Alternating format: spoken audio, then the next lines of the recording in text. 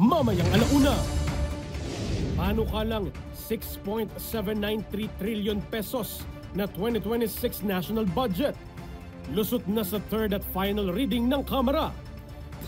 Dito'y iginiit ni Appropriations Committee Chairperson Mika Swansing ang pagtapiyas ng nasa 35 billion pesos sa unprogrammed funds.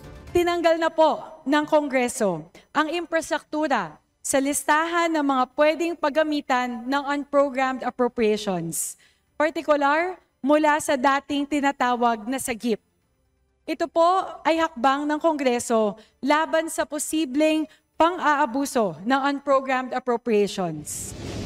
Ilan pang panukalang batas, aprobado na sa ikatlo at huling pagbasa sa Kamara.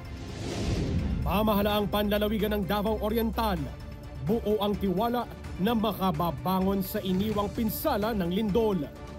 Kasunod ito ng personal na pagbisita ni Pangulong Ferdinand R. Marcos Jr. sa probinsya.